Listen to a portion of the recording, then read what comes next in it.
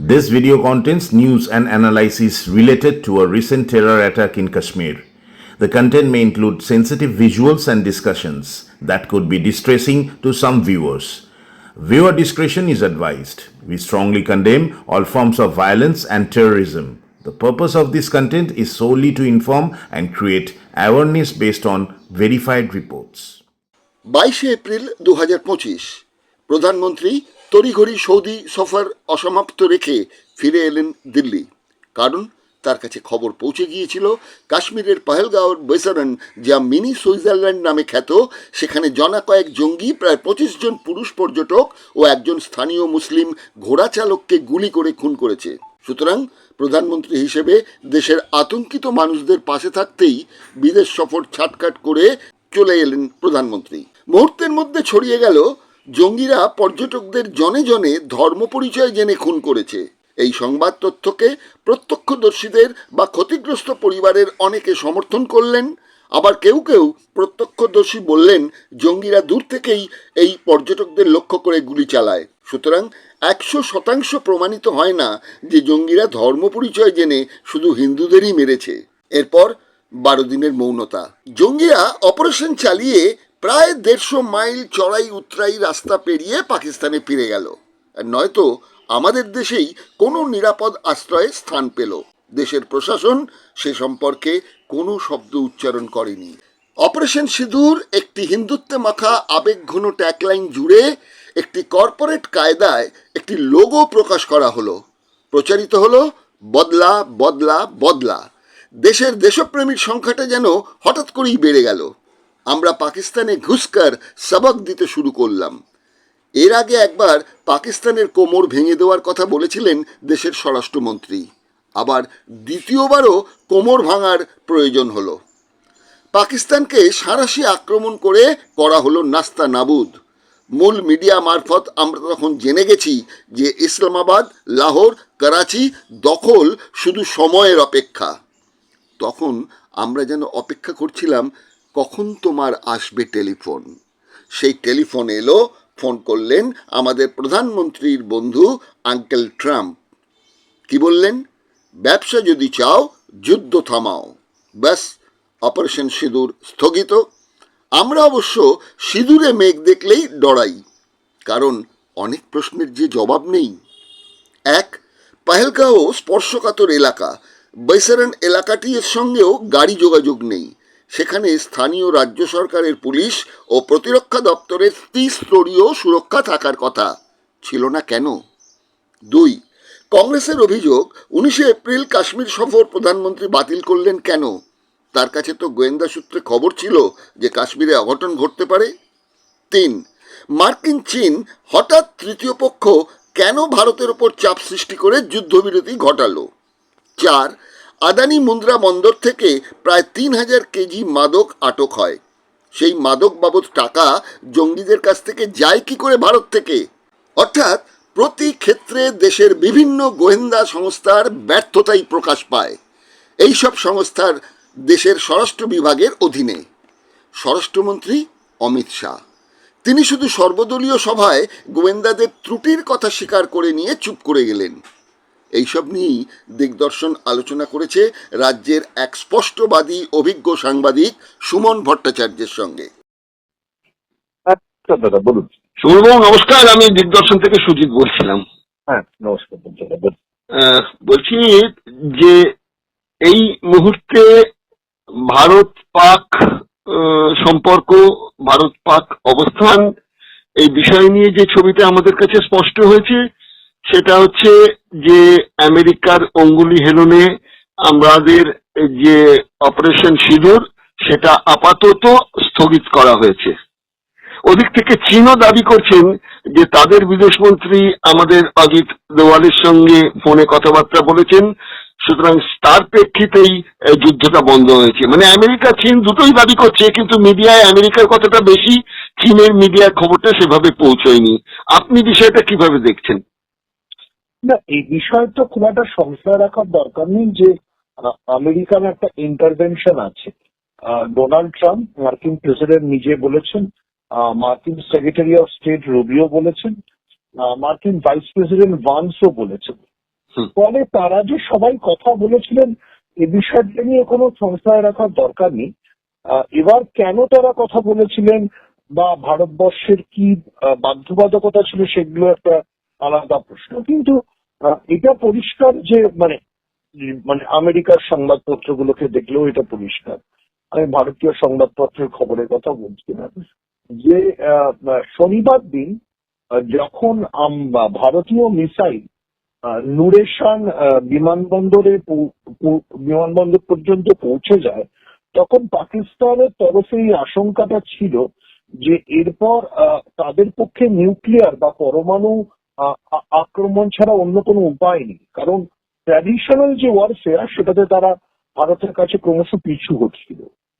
এবং new York টাইমসের প্রতিবেদনকে যদি আমরা বিশ্বাস করি, নিউ ইয়র্ক টাইমস যেটা সপক্ষে নিশ্চয়ই ডিভান্সকে যখন তারা কোট করেছেন মার্কিন ভাইস প্রেসিডেন্টকে, তখন ধরে নেওয়া ভালো যে তাদের কাছে স্যাটেলাইট ইমেজারি ছিল। সেটা হচ্ছে যে আমাদের মিসাইল নুরেশান যে বিমানবন্দরে আছড়ে পড়ে, সেই নুরেশান বিমানবন্দরে পাকিস্তানের নিউক্লিয়ার কমান্ড অথরিটি রয়েছে। এটা একটা ঘোষিত সত্য যে পাকিস্তান তাদের নিউক্লিয়ার কমান্ড অথরিটিটাকে নুরেশান বিমানবন্দরেই রেখেছে। তো যদি আমরা নুরেশান বিমানবন্দরকে আমাদের মিসাইল দিয়ে অ্যাটাক করে দিতে পারি, তাহলে পাকিস্তানের পক্ষে একটা আশঙ্কা ছিল যে কোনো সময় তাদের যে নিউক্লিয়ার কমান্ড অথরিটি সেটাকেও ভারতবর্ষ উড়িয়ে দিতে পারে। এই পরিস্থিতিতে পাকিস্তানের প্রধানমন্ত্রী শাহবাজ শরীফ প্রথমে যেটা করেন সেটা তিনি একটা তাদের যেটা ক্যাবিনেট কমিটি তাদের মিটিং রাখেন যে তারা নিউক্লিয়ার পাওয়ার ইউজ করবেন কিনা। এবং আবার যদি আমি নিউ ইয়র্ক টাইমসের প্রতিবেদন বা মার্কিন ভাইস প্রেসিডেন্ট ভান্সের মানে যে সোশ্যাল মিডিয়ার পোস্ট সেটাকে দেখি, তাহলে দেখবো যে তারা দুজনেই বলছেন যে এরপর তাদের কাছে যে ইন্টেলিজেন্স রিপোর্ট ছিল, অর্থাৎ মার্কিন গোয়েন্দাদের যে রিপোর্ট ছিল যে ভারত যতটা ডিপে পাকিস্তানকে অ্যাটাক করছে, তাতে পাকিস্তানের পক্ষে পিছু উঠতে হতে এরপর নিউক্লিয়ার ওয়েপনে যাওয়া ছাড়া কোনো উপায় থাকবে না। এই পরিস্থিতি এড়ানোর জন্য পাকিস্তান এবং আমেরিকার মধ্যে কথাবার্তা শুরু হয়। মার্কিন ফরেন সেক্রেটারি রুবিও তিনি এটা পাকিস্তানের সংবাদপত্রে লিখেছে, প্রথমে পাকিস্তানের সেনাপ্রধান আসিফ মুনিরের সঙ্গে কথা বলেন।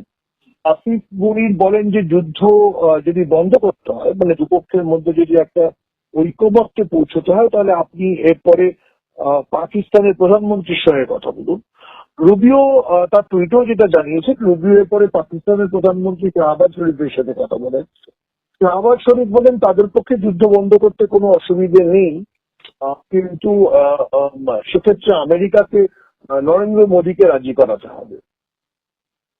রুবিও নিজে নরেন্দ্র মোদীর সাথে কথা বলেননি, তিনি সেই দায়িত্বটা ছেড়ে দেন মার্কিন ভাইস প্রেসিডেন্ট ভান্সের উপর, কারণ ভান্স সদ্য ভারতবর্ষ ঘুরে গিয়েছিলেন এবং তার স্ত্রী ভারতীয় বংশোদ্ভূত, ফলে তার একটা ভারতীয় নেতাদের সঙ্গে তার একটা ব্যক্তিগত স্তরে সখ্যতা বা যোগাযোগ ছিল। ভান্স যখন প্রথমবার প্রধানমন্ত্রীকে ফোন করেন তখন নরেন্দ্র মোদী ফোন ধরেননি, তখন আমাদের ক্যাবিনেট কমিটি অফ সিকিউরিটির বৈঠক চলছিল সিসিএস এ। সেই জায়গা থেকে তখন ভান্স বাধ্য হয়ে ভারতের বিদেশমন্ত্রী জয়শঙ্করকে ফোন করেন।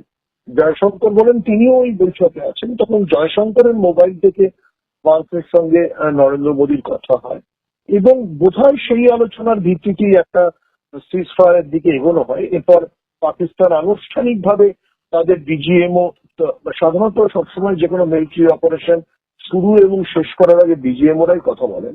পাকিস্তানের ডিজিএমও ভারতবর্ষের ডিজিএমওকে ফোন করেন, ভারতবর্ষের ডিজিএমওকে উনি ফোন করেন 3:30 নাগাদ। তারপর 5টা নাগাদ ভারতবর্ষ যুদ্ধবিরতি ঘোষণা করে, দুপক্ষই যুদ্ধবিরতি ঘোষণা করে।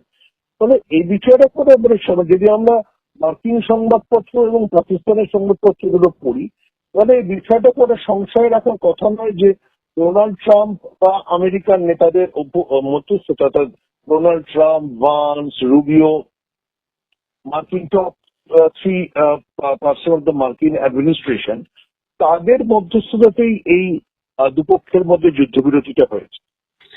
আপনি যেটা বললেন সেটা তো মোটামুটি আমরা সবাই জানি, বুঝেছি, আপনি আরো ডিটেলসে আমাদের বললেন।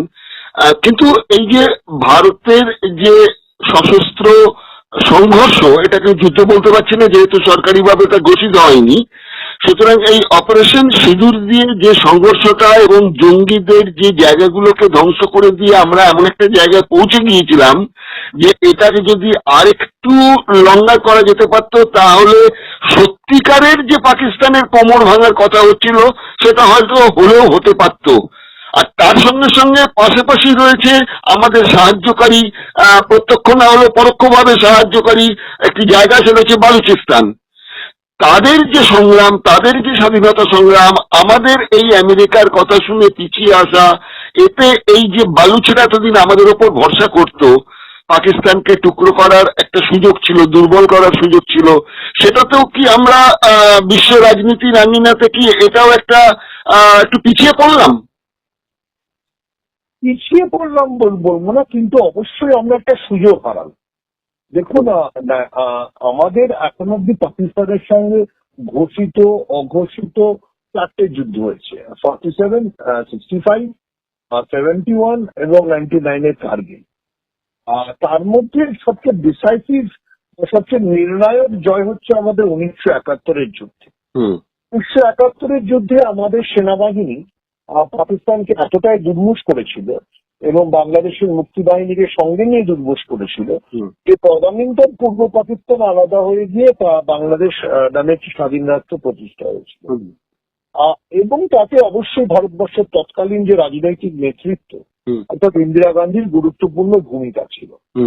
আপনি যেটা প্রশ্ন করছেন যে মানে অপারেশন সিন্দুর 7ই মে থেকে শুরু হওয়ার পর 10ই মে অব্দি আমাদের যে অ্যাডভান্টেজ ছিল, আর সেই অ্যাডভান্টেজ যদি আমরা আরটু এগোতাম, আর সে এগোনোর জন্য আমি ফিজিক্যালি এগোতে বলছি না, ভারতের সেনাবাহিনী যদি আমরা আরটু পাকিস্তানি সেনাবাহিনীকে দুর্মুষ করতাম, তাহলে দুটো জিনিস হতে পারতো। এক হচ্ছে যে পাকিস্তান সেনাবাহিনীর যে কমান্ড স্ট্রাকচার, সেটা ভেঙে পড়তো আসিফ মুনির, যিনি পাকিস্তানের রাজনীতিতে এবং পাকিস্তানের সেনাবাহিনীর মধ্যে অত্যন্ত অজনপ্রিয় একজন লোক, তাকে হয়তো পথ ছাড়তে হতো। এবং আসিফ মুনির সরে গেলে পরে পাকিস্তান সেনাবাহিনী আর কতটা বালুচিস্তানের উপর নিয়ন্ত্রণ ধরে রাখতে পারত, এটা একটা জরুরি প্রশ্ন। এতে হয়তো বালুচিস্তান স্বাধীন হয়ে যাওয়ার একটা সুবর্ণ সুযোগ ছিল। কিন্তু বালুচিস্তান স্বাধীন হয়ে গেলে পরে শুধু যে পাকিস্তান আরেকবার খণ্ডিত হতো তা নয়, এক্ষেত্রে দক্ষিণ এশিয়ার রাজনীতিতে যে যার সবচেয়ে বড় প্রভাবশালী হয়ে ওঠার ইচ্ছে, সেই চীনের যেহেতু বালুচিস্তানের উপরে হিউজ ইনভেস্টমেন্ট আছে এবং আমাদের কাশ্মীরের উপর দিয়ে মানে মাথার উপর দিয়ে যে রাস্তাটা গেছে কারাকোরাম এক্সপ্রেসওয়ে, যেটা গিয়ে গদর এয়ারপোর্টকে, গদর সামুদ্রিক বন্দরকে ছুটছে, সেই মানে ওই যে রাস্তা এবং ওই গদর পোর্ট তো চীনের পয়সায় পাকিস্তান তৈরি করেছে। এবং বালুচিস্তানের ওইখান দিয়ে গ্যাস লাইনের পাইপও গেছে, মানে গ্যাস পাইপের পাইপলাইন। তো সেই পাইপলাইনে মাঝামাঝি বালুচিস্তানের যারা বিদ্রোহী, যারা পাকিস্তানের বিরুদ্ধে বিদ্রোহ করেছে, তারা বিস্ফোরণ ঘটায়। তো এই যে আমরা বালুচিস্তান যদি আলাদা হয়ে যেত, তাহলে চীনের জন্য একটা বড় চ্যালেঞ্জ হতো। এই কারণে চ্যালেঞ্জ হতো যে তারা এতদিন ইসলামাবাদকে নির্ভর করেছে, ইসলামাবাদকে যাবতীয় সাহায্য করেছে। বালুচিস্তানের উপর দিয়ে তাদের যে পাইপলাইন গেছে, যে রাস্তা গেছে, যে পোর্ট আছে, সেই ইনভেস্টমেন্ট গুলো তাদের কিছুটা কমজোরি হয়ে যেত। তাদের নতুন করে বালুচদের সঙ্গে, মানে বিদ্রোহী বালুচদের সঙ্গে আন্ডারস্ট্যান্ডিং এ যেতে হতো, বা কোয়েটা শহরে তাদের নতুন করে মানে পায়ের তলে মাটি পেতে কষ্ট হতো। এটা ঠিক যে দেখুন 7, 8, 9, 10 তারিখ 3:30-র সময় যুদ্ধবিরতি ঘোষণায় আমি যদি প্রথম 72 ঘন্টায় দৌড়ি, তাহলে পাকিস্তানেরকে আমরা যতটা দুর্মুষ করে দিয়েছিলাম, দেখুন আমরা যে দুর্মুষ করছিলাম তার প্রমাণ হচ্ছে যে যুদ্ধের দ্বিতীয় দিনে, আমি যুদ্ধ শব্দটাই ব্যবহার করছি বিকজ ভারতবর্ষের বিজিএমও it's a war life situation. তো আমাদের সেকেন্ড দিনে আমেরিকাকে তার লাহোরের থেকে তার সমস্ত দূতাবাসের কর্মীদের সরিয়ে নিতে হয়। কারণ আমরা প্রথম দিন ভাওয়ালপুর আক্রমণ করেছিলাম, ভাওয়ালপুর জঙ্গি ঘাঁটি, কিন্তু যখন পাকিস্তান পাল্টা ড্রোন আক্রমণ করে, যেহেতু লাহোর থেকে অমৃতসরের দূরত্ব খুব বেশি নয়, আমরা লাহোরে যেভাবে আমাদের মিসাইল পৌঁছে যায়, তাতে দুটো জিনিস হয়। একটা জিনিস প্রমাণ হয়ে যায় যে পাকিস্তানের যেটা এয়ার ডিফেন্স, অর্থাৎ পাকিস্তানের নিজেদের আকাশকে রক্ষা করার কোনো কৌশলই নেই। এবং সেটা আমাদের কথাবার্তা খুব গুরুত্বপূর্ণ না, আমেরিকা তার এমবাসি স্টাফদের অ্যাডভাইজারি দিয়ে বলে যে লাহোর ছেড়ে দাও। এটা হচ্ছে নাম্বার ওয়ান পয়েন্ট। দ্বিতীয় কথা হচ্ছে তৃতীয় দিন যখন মানে দুপক্ষের মধ্যে সংঘর্ষ চলছিল, যদি তখন আমরা দেখি, তখন আমরা পাকিস্তানের যেসব বিমানবন্দরকে আক্রমণ করছিল, আমি জাস্ট স্যাটেলাইট ইমেজারি এখন আমেরিকানরা বা সবাই সেটা দেখতে পাচ্ছি। তার মধ্যে ধরুন আমি যে বিমানবন্দরটির কথা বললাম, নূরে খান, যেটা পাকিস্তানের সবচেয়ে গুরুত্বপূর্ণ বিমানবন্দর, কারণ রাজধানী ইসলামাবাদ থেকে 20 কিলোমিটার দূরে মাত্র। তার সঙ্গে সঙ্গে মুরিদকে বা শিয়ালকোটের সমস্ত বিমানবন্দরে যেভাবে আমরা মিসাইল অ্যাটাক করছিলাম, তাতে এটা পরিষ্কার হয়ে গেছিল যে পাকিস্তানের পক্ষে এয়ার ডিফেন্স বা পাকিস্তানের পক্ষে প্রতিরোধের কোনো শক্তি নেই। ফলে এই সময় যদি পাকিস্তান, যেটা নরেন্দ্র মোদী পরে বললেন যে তিনি নিউক্লিয়ার ব্ল্যাকমেলিং এর ভয় পান না, যদি নিউক্লিয়ার ব্ল্যাকমেলিং এর ভয় না পান, তাহলে তার উচিত ছিল যে আরো দুদিন, যাকে আমরা বলি যে যুদ্ধের ভাষায় যে র্যান্ডম পাকিস্তানকে মেরে যতটা করা যায় পাকিস্তানের সেনাবাহিনীর মেরুদণ্ড ভেঙে দেওয়া। পাকিস্তান তো বেসিক্যালি চালায় পাকিস্তান সেনাবাহিনী, আর পাকিস্তান সেনাবাহিনী অঙ্গাঙ্গি ভাবে গোটা বিশ্বজুড়ে সমস্ত সন্ত্রাসবাদী নেটওয়ার্কের সঙ্গে জড়িত। যদি পাকিস্তান সেনাবাহিনী সন্ত্রাসবাদী নেটওয়ার্কের সঙ্গে জড়িত না হতো, তাহলে তো অ্যাবোটাবাদে বিন লাদেন গিয়ে লুকিয়ে থাকতেন না। তো এই যে সুযোগটা আমাদের ছিল, সেই সুযোগটা হয়তো হাতছাড়া হলো। এবার দেখুন, নরেন্দ্র মোদীর পক্ষে যুক্তি হচ্ছে, যে যুক্তিটা হয়তো আমি বিশ্বাস করব না, কিন্তু যুক্তিটা হচ্ছে যে উনি নিউক্লিয়ার ওয়ারে যে কথা মানে ডোনাল্ড ট্রাম্প বলেছিলেন, সেটাতে ওনাকে হয়তো উনি আশঙ্কিত হয়েছিলেন। এবং দ্বিতীয় কথা, যেহেতু ভারত এবং পাকিস্তানের মধ্যে এই সংঘর্ষের পাশাপাশি একই সময় আমেরিকা এবং চীনের মধ্যে ট্রেড ডিল চলছিল, এবং সেই ট্রেড ডিলের পরই আমেরিকার সাথে আমাদের ট্রেড ডিল শুরু হওয়ার কথা। ফলে আমাদের ঘাড়ের উপর যেহেতু 27% শুল্ক চাপিয়ে রেখেছে ডোনাল্ড ট্রাম্প, সেইটা থেকে হয়তো মুক্তি পাওয়ার জন্য ডোনাল্ড ট্রাম্পের এই চাপ বা এই আমার কাছে অন্যায় চাপ, সেটা নরেন্দ্র মোদী মেনে নিয়েছেন।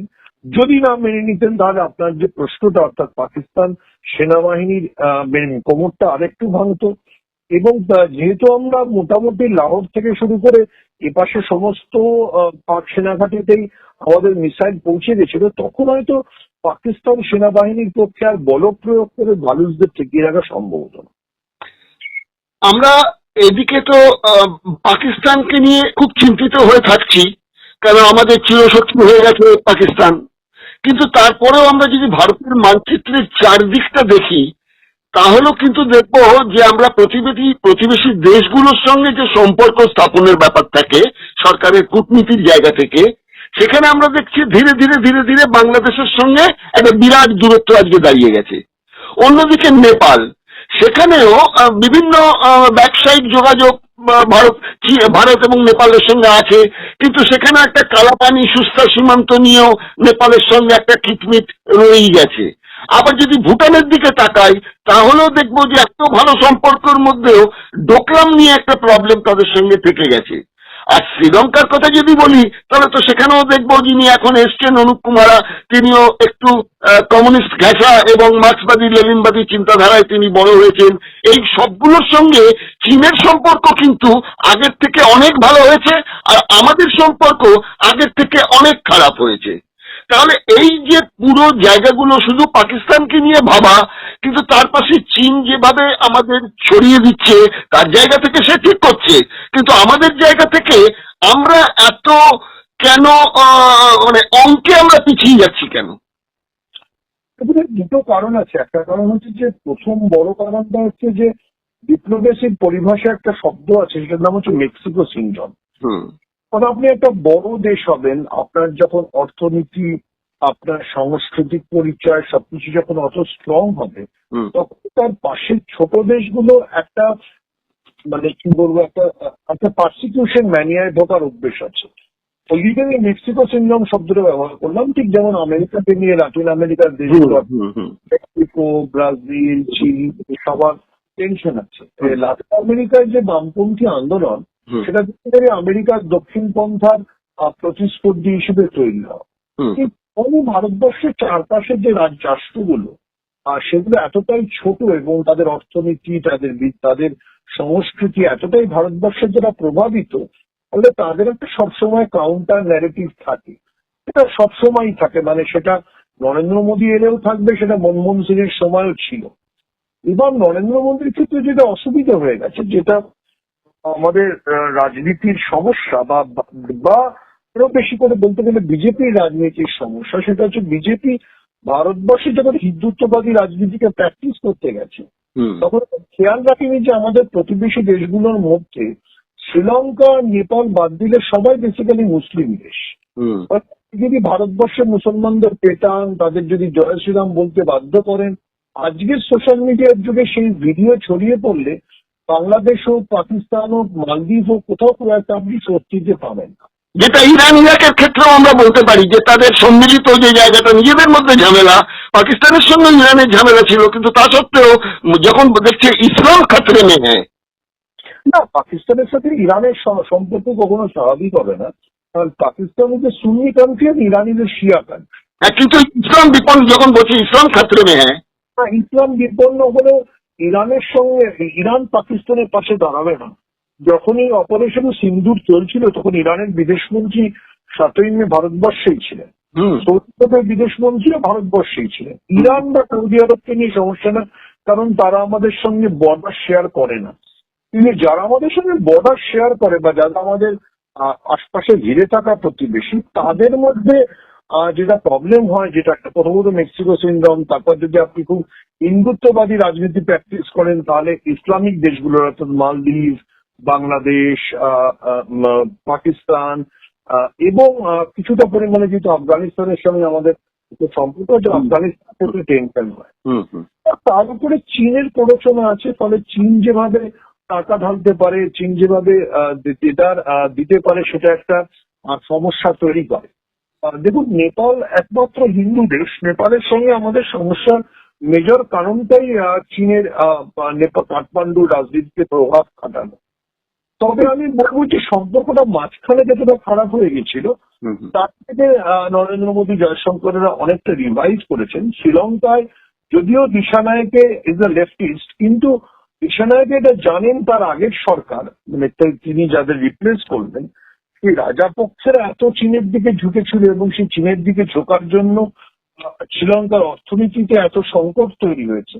দিশানায়কের পক্ষে চীনের দিকে যাওয়া সম্ভব নয়। দিশানায়কে একটা ব্যালেন্সিং পলিটিক্স করবার চেষ্টা করছেন, সেই তিনি ভারতবর্ষে এসছেন। মালদ্বীপের প্রেসিডেন্ট মুইজ্জু, তিনি প্রথম দিকে যে বিরোধ দিয়ে শুরু করেছিলেন, সেই থেকে তাকেও সরে আসতে হয়েছে, কারণ তিনিও এটা জানেন যে শ্রীলঙ্কা মালদ্বীপকে চীন মালদ্বীপকে যত লোন দিয়ে রেখেছে বা যত টাকা ঋণ দিয়ে রেখেছে, সেই ঋণ শোধ করতে গেলে মালদ্বীপের জন্য বিপদ হয়ে যাবে। অপারেশন সিন্দুর শুরু হওয়ার ঠিক 24 ঘন্টা আগে মালদ্বীপের নিজস্ব সংকটকে ব্যাখ্যা করতে গিয়ে মালদ্বীপের প্রেসিডেন্ট মুইজ্জুকে একটা 15 ঘন্টা, পৃথিবীর ইতিহাসে কোনো প্রেসিডেন্ট এতক্ষণ সাংবাদিক সম্মেলন করেছেন বলে জানি, 15 ঘন্টা একটা সাংবাদিক সম্মেলন করেছেন, যে সাংবাদিক সম্মেলনে উনি চীনের সঙ্গে ওনার সম্পর্ক এবং ভারতের সঙ্গে যে উনি বিবাদ মিটিয়ে নিতে পেরেছেন সেটা উনি ব্যাখ্যা করেছেন। ফলে মালদ্বীপ আর শ্রীলঙ্কা হয়তো আমাদের জন্য ততটা সমস্যার এখন আর নয়। নেপালের সাথে টানাপোড়েন চলবে, কারণ নেপালের উপর চীনের প্রভাব সাংঘাতিক। ভুটান আবার চীন এবং ভারতের মধ্যখানে যেহেতু হাইফেন হিসেবে দাঁড়িয়ে আছে, সেহেতু ভুটান শেষ পর্যন্ত চীনের দিকে যাবে না। কিন্তু অবশ্যই বাংলাদেশ এবং পাকিস্তান আমাদের কাছে পেরেনিয়াল সমস্যা, যেহেতু ওরা গোটা দুনিয়া জুড়ে একটা ইসলামিক মৌলবাদের উত্থান হচ্ছে, এটা তো অস্বীকার করে কোনো লাভ নেই যে বিভিন্ন দেশেই এখন ইসলামিক মৌলবাদের যে উত্থান ঘটছে, মুসলিম ব্রাদারহুডের যে উত্থান, সেটাতে পাকিস্তান এবং শেখ হাসিনা পরবর্তী বাংলাদেশ দুজনেই আমাদের কাছে যথেষ্ট অস্বস্তির জায়গায় রয়েছে। আর সেই দিক থেকে দেখতে গেলে নরেন্দ্র মোদীর বা ভারতবর্ষের সেনাবাহিনীর অপারেশন সিন্দুর বাংলাদেশকে একটু চাপে ফেলেছে। বাংলাদেশ আরেকবার বুঝতে পেরেছে যে ইন্ডিয়ান ফায়ার পাওয়ার বা ইন্ডিয়ান যে মিলিটারি পাওয়ার, তার সঙ্গে এতে ওঠা মুশকিল। কিন্তু পররাষ্ট্রের প্রতি যে অসূয়া তৈরি হয়, অসূয়া তৈরি হওয়ার একটা কারণ তো হয় যে আমাদের সংস্কৃতিও সেই রাষ্ট্রের উপর চেপে বসে। অর্থাৎ বাংলাদেশে যতই ও সবচেয়ে বেশি জনপ্রিয় হিন্দি সিনেমায়, সেটা শ্রীলঙ্কার ক্ষেত্রেও সত্যি, সেটা মালদ্বীপের ক্ষেত্রেও সত্যি। ফলে এই যে মানে বড় রাষ্ট্র আমাদেরকে গিলে খাচ্ছে, এই যে টেনশনটা ছোট রাষ্ট্রগুলোর থাকে, সেই টেনশনের একটা বহিঃপ্রকাশ অনেক সময় পলিটিক্স এর মধ্যেও চলে আসে। আর সেটা বাংলাদেশকে আমরা কিভাবে হ্যান্ডেল করবো সেটা একটা বিষয়। তবে মনে হয় যে অ্যাগ্রেসিভ ইসলামিক মৌলবাদকে যে ভারত পিটিয়ে ঠান্ডা করে দিতে পারে, এই বার্তাটা যেহেতু অপারেশন সিন্দুর দিয়েছে, সেটা একটা বাংলাদেশের জন্য চাপের বিষয়, যার জন্য বাংলাদেশ তড়িঘড়ি শেখ হাসিনার দল আওয়ামী লীগকে নিষিদ্ধ ঘোষণা করে দিয়েছে। এই টানাপোড়েনটার মধ্যে যে আমাদের যেতে হবে, আমাদের চীন আমাদের ডিস্টার্ব করবে। এবার নরেন্দ্র মোদী নিশ্চয়ই বুঝতে পারছেন, সেজন্য তিনি গোটা ব্রিফিংটা কর্নেল সোফিয়া কুরেশি, একজন মুসলিম অফিসার এবং উইং কমান্ডার ভূমিকা সিংকে দিয়ে করিয়েছেন, যাতে এই ভারত এবং পাকিস্তানের লড়াইটা একটা হিন্দু রাষ্ট্র বনাম একটা মুসলমান রাষ্ট্রের লড়াই হিসেবে প্রতিহত না হয়, যেন এটা একটা সভ্য দেশ, যে দেশটা নেহরু, গান্ধী, প্যাটেল, আজাদ তৈরি করেছিলেন, সেই দেশের সঙ্গে জিন্নাত দেশের লড়াই হচ্ছে, এই বার্তাটা নরেন্দ্র মোদী দিতে পারেন। নরেন্দ্র মোদীর সেই পলিটিক্যাল গ্যাম্বেলটা অনেকটা ক্লিক করেছে, কিন্তু গ্যাম্বেলটার বাকি যে পার্টটা, অর্থাৎ তিনি ইন্দিরা গান্ধী হতে পারতেন কিনা, সেই প্রশ্নটা তো রয়েই যাচ্ছে, কারণ তিনি শেষ পর্যন্ত বালুচিস্তানকে একটা স্বাধীন রাষ্ট্র হিসেবে জন্ম দিতে পারলেন না। যেটা ইন্দিরা গান্ধী পেরেছিলেন, এটা তো অস্বীকার করার উপায় নেই যে সপ্তম নৌওয়ারকে ইন্দিরা গান্ধী আটকাতে পারতেন না যদি না রাশিয়া তখন পাশে এসে সেইভাবে দাঁড়াতো। সেটা একটা প্রশ্ন আলাদা থেকে যায়। শুধু ইন্দিরা গান্ধীকে মহান নিশ্চয়ই বলবো, সাহসী বলবো, কিন্তু সে সময় রাশিয়ার ওই সাহায্যটা না হলে কি তিনি পারতেন আমেরিকান সপ্তম নৌবহরকে আটকে দিতে? সেটা জায়গা। আপনার কাছে যে প্রশ্নটা এখন আমি চাইছি, লাস্ট প্রশ্ন যেটা, সেটা হচ্ছে, আমরা তো বললাম যে আমরা যেভাবে পাকিস্তানকে আক্রমণ করেছি তাতে দুর্মুষ করে দিতে পারতাম, কিন্তু আমরা দেখলাম যে আমাদের এখানকার যিনি মুখ্য সচিব, যিনি বক্তব্য রাখতেন সাংবাদিকদের কাছে, সেই বিক্রম বিশ, উনি কিন্তু বেশ ধীরে সুস্থে একটু মানে পাকা মাথায় যেভাবে কথা বলতে হয়, ঠান্ডা ধীর স্থির ভাবে উনি তার বক্তব্য রেখে গেছেন। কি ভারতের পরিস্থিতি সেগুলো পর্যালোচনা করেছেন, আমাদের বুঝিয়েছেন, তথ্য দিয়েছেন। কিন্তু মিডিয়াকে দেখেছি প্রচন্ড নাটকীয় ভঙ্গিতে এমন বলতেন শুরু করে দিয়েছিল যে করাচি, রাওয়ালপিন্ডি প্রায় আমরা দখল করে ফেলেছি, কাল সকালেই ওখানে ভারতের তিরঙ্গা ঝান্ডা উঠবে, অমুক তমুক সব ঠিক আছে। কিন্তু যে প্রশ্নটা উত্তরটা এখনো পাওয়া গেল না, সেটা হচ্ছে যে ওখানে যে আক্রমণটা হলো পাহেলগাঁওতে, সেই আক্রমণটা হলো কি করে? 200 কিলোমিটার পথ বেয়ে এসে জঙ্গিরা, তারপর হাঁটতে হাঁটতে তারা চলে গেল, সেখানে একজন কাউকে আমাদের সশস্ত্র বাহিনী, পুলিশ কাউকে পেলাম না, এবং সরকারি এমন কিছু লোক ওখানে ছুটি কাটাতে গেলেন যেখানে গাড়ি নিয়ে যাওয়া যায় না, সেখানে আশেপাশে একটা ছোট্ট প্রাথমিক চিকিৎসা কেন্দ্র পর্যন্ত নেই, ওই জায়গায় তাদের পারমিশন দিয়ে দেওয়া হলো সরকারি ওই অফিসারদের ছুটি কাটাতে দেওয়ার জন্য। তারপর যেটা খার্গে আবার একটা মারাত্মক দাবি করলেন যে 19শে এপ্রিল ওখানেতে মোদী যাওয়ার কথা ছিল, কিন্তু ওনার কাছে খবর ছিল যে এরকম একটা অ্যাটাক হতে পারে, উনি সেই জন্য গেলেন না। এই সব মিলিয়ে মিশিয়ে এই ভারতের যে বিক্রম, সেটার পেছনে যেটা মূল প্রশ্ন ছিল, পাহেলগাঁও ঘটনাটা হলো কি করে, এটা কি ব্যর্থতা, তার কোনো উত্তর কিন্তু মিডিয়া খুঁজছে না, এবং প্রশাসনের তরফ থেকেও তার কিন্তু স্পষ্ট কোনো উত্তর পায়নি। আপনি কি এটার কোনো উত্তর পেয়েছেন? দেখুন, সরকার তো সর্বদলীয় বৈঠকে স্বীকার করে নিয়েছে যে গোয়েন্দা ব্যর্থতা ছিল। গোয়েন্দা ব্যর্থতা না থাকলে তো পেহেলগাঁওয়ের বৈশ্বরণ ভ্যালির মতো ভ্যালি, যেটা একটা যথেষ্ট পর্যটকদের জন্য হাই প্রোফাইল ভ্যালি, এবং যে রিসর্টটায় হামলা হয়েছিল, সেই রিসর্টটায় যেহেতু আমি বহুবার গেছি, সেই রিসর্টে ঢোকা কোনো জঙ্গিদের পক্ষে সম্ভব নয়। ফলে দ্যার ইজ শিওরলি গোয়েন্দা ল্যাবস মানে সিকিউরিটি ল্যাবস, সে বিষয়ে তো কোনো সংশয় নেই, সিকিউরিটি ল্যাবস আছে। এবার সিকিউরিটি ল্যাবস কেন হলো, আমরা ওভার কনফিডেন্ট ছিলাম নাকি আমরা বুঝতে পারিনি যে মানে আমাদের ইন্টেল, যখন ইন্টেল ছিল, মানে যখন গোয়েন্দা ইনফরমেশন ছিল যে পাক জঙ্গিরা ঢুকছে, কেন বৈশ্বরণ ভ্যালিতে আর্মি রাখা হয়নি? এইগুলো তো খুব জরুরি প্রশ্ন। এগুলো নিশ্চয়ই জম্মু কাশ্মীর প্রশাসনের সাথে স্বরাষ্ট্র মন্ত্রকের যৌথ তদন্তের মাধ্যমে এটাকে বার করতে হবে। সেটা না বার করলে তো আপনি সিকিউরিটি ল্যাবস মানে কতটা ছিল এবং কিভাবে আপনাকে ভবিষ্যৎটাকে সাজাতে হবে সেটা আপনি ঠিক করে উঠতে পারবেন না। গোয়েন্দা দপ্তরের ব্যর্থতা নিয়ে যেটা আপনি বলছেন, কিন্তু আপনি একটি চ্যানেলেতে একটু তো মারাত্মক পয়েন্ট তুলেছেন। এনআইএ এর আপনি যেটা সূত্র ধরেই বলেছেন যে আহ, আদানির পোর্ট থেকে জঙ্গিদের কাছে যে মাদক এসছিল সেখান থেকে টাকা গেছে যাতে তারা নিজেরা আরো শক্তিশালী হয়ে উঠতে পারে। তাহলে সেটাও তো তাহলে বলতে হবে যে গোয়েন্দা দপ্তরের কাছে কোনো খবর ছিল না। তাহলে তার স্বরাষ্ট্রমন্ত্রীর পদটা নিয়ে যিনি বসে আছেন, এই এতগুলো পর পর এত সাংঘাতিক যদি গোয়েন্দা দপ্তরের ব্যর্থতা হয়, সেটাকে আপনি কিভাবে দেখবেন? দেখুন, কাশ্মীরের আইন শৃঙ্খলা বা কাশ্মীরের যে থ্রিটা নিরাপত্তা, সেই থ্রিটা নিরাপত্তা প্রথমে থাকে কাশ্মীর পুলিশ, তারপরে থাকে প্যারামিলিটারি, তারপর থাকে মিলিটারি। কাশ্মীরের জন্য ভারতবর্ষের দুটো কোর আছে। একটা হচ্ছে 15 কোর, যেটা শ্রীনগর শহর থেকে অপারেট করে, আর একটা লাদাখের থেকে আর একটা 16 কোর অপারেট করে। কাশ্মীরের এই থ্রিটা যে নিরাপত্তা ব্যবস্থা, এটা পুরোটাই অমিত শাহ নিয়ন্ত্রণ। ফলে কাশ্মীরে যা ঘটবে, এটা যদি একটা পটকাও ফাটে আর এখানে তো 26 জন মারা গেছে, সেটা স্বরাষ্ট্রমন্ত্রীর দায়িত্ব এবং তারই ব্যর্থতা। এবার আপনি যেটা বললেন যে জঙ্গিরা, অর্থাৎ প্রাইমারিলি যদি আমরা ধরে নিই যে জঙ্গিরা কাজ করেছে, এই জঙ্গিরা যে ফান্ডিংটা পেয়েছে সেটা এনআইএ স্বীকার করেছে, যে এনআইএ আদালতে স্বীকার করেছে যে এই টাকাটা এসছে বেসিক্যালি আদানির পোর্টে যে 21,000 কোটি টাকার মাদক এনেছিল, সেই মাদক ব্যবসার প্রফিট থেকে। ইজ ভেরি ইন্ট্রিগিং বা জটিল বিষয়, যেটা আমাদের খুব অবাক করছে যে এই যে জঙ্গি গ্রুপগুলো, তিনটে মেজর জঙ্গি গ্রুপ যাদেরকে আমরা পরে হিট করলাম, হিজবুল মুজাহিদিন, লস্করে তৈবা এবং জৈশে মোহাম্মদ, তারা যদি মাদক ব্যবসার সঙ্গে যুক্ত থাকে, যেটা এনআইএ বলছে, আমি বলছি না, যদি তারা মাদক ব্যবসার সঙ্গে যুক্ত থাকে, তাহলে এনআইএ সেটাকে, সেই মাদক ব্যবসাটাকে প্রতিহত করার কোনো ব্যবস্থা নিল না কেন? যখন টাকাটা রোটেট হচ্ছিল তখনই বা এনআইএ বা তথাকথিত ইডি কোনো ব্যবস্থা নিল না কেন? ইডিকে আমরা অন্য জায়গায় এত সক্রিয় থাকতে দেখি, তাই তো এই কোর্টে 21,000 কোটি টাকার মাল এলো, সেই মাল নামলো, সেই মালের সেই মাল বিলিবন্টন হলো এবং সেই টাকার প্রফিট পৌঁছে গেল হচ্ছে তিনটে জঙ্গি গোষ্ঠীর হাতে। এটা খুবই উদ্বেগজনক ঘটনা।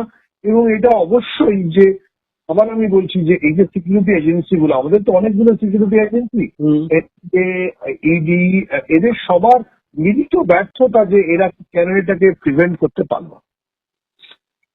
তার সঙ্গে সঙ্গে আমাদের যেটা মূল মিডিয়া, আপনি যে প্রসঙ্গটা তুলেছেন অন্য চ্যানেলে, এখনো আপনি যেটা এখানে বললেন, মূল মিডিয়াও তো এটাকে ঠিক সেইভাবে তুলে নিয়ে এলো না, এবং বিরোধী দলকেও দেখলাম না সেটা নিয়ে সেভাবে চাপ দিতে সরকারের ওপর। তা এই সবকিছু মিলিয়ে তো এটা একটা রহস্য। দেখুন, আমি রাজনৈতিক দলগুলো কেন চলবো না সেটা জানি না, কিন্তু এখন তো ভারতবর্ষের মিডিয়ার উপরও আদানির একটা কন্ট্রোল রয়েছে। অনেক চ্যানেলই আদানির মালিকানা থেকে, ফলে নিশ্চয়ই সেই ব্যর্থতাকে তারা নিশ্চয়ই আড়াল করার চেষ্টা করেছে। ঠিক।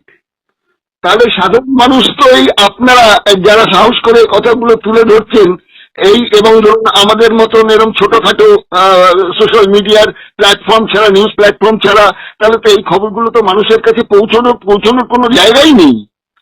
না, দেখুন, এনআইএ যে রিপোর্টটা জমা দিয়েছে সেটা ভারতবর্ষের প্রায় সব প্রধান মিডিয়ায় খবর করেছে। এবার বিষয় হচ্ছে যে টেলিভিশন চ্যানেল বা তথাকথিত বিভিন্ন সোশ্যাল মিডিয়ার প্ল্যাটফর্মে কেন এটাকে নিয়ে কথা বলা হচ্ছে না, সেটা যারা রাজনীতিক তারা বলতে পারবেন। আমি একজন সামান্য সাংবাদিক, আমার কাজ সিকিউরিটির ল্যাপসের বিষয়ে, যদি কোনো ল্যাপস থাকে সেটাকে আইডেন্টিফাই করা, ফলে আমি সেটা বলবো, বা যেখানে সেনাবাহিনী সফল সেটাও বলবো।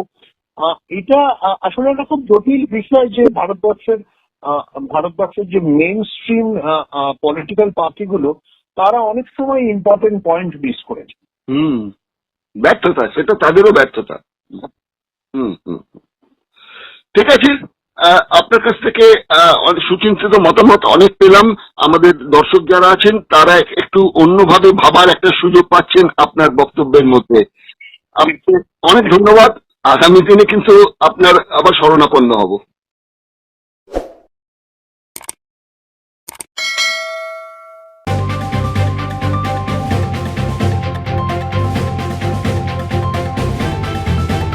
রংহীন সংবাদ আর অজানা তথ্যের জন্য দেখুন দিগদর্শন, 10-এর পাশে, দেশের সাথে।